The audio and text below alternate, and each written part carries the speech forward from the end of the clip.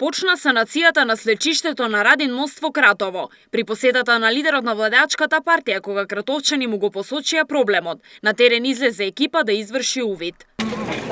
Значи, покрај Радин мост, кој што е познат во нашиот град, се јави едно свлечиште.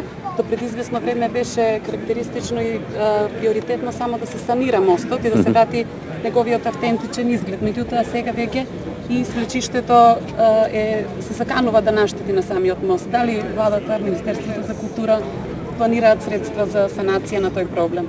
Како и подземните ходници со кои што се поврзани кулите во нашиот град. Груевски вети дека ќе побара екипе од Управата за заштита на културното наследство. Потенцираше дека на подземните ходници ќе се работи секоја година, а по нивното комплетирање ќе станат вистинска туристичка атракција.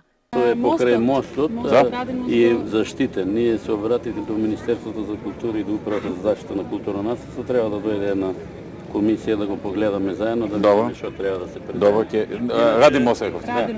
За Радин мост да дојде комисија од културата.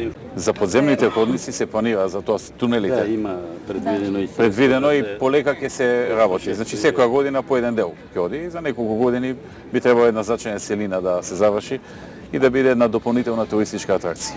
Инспекцијските служби на управата по извршениот увид ги смируваат граѓаните дека мостот е безбеден за пешаци и возила, а слечиштето настанало поради временските услови.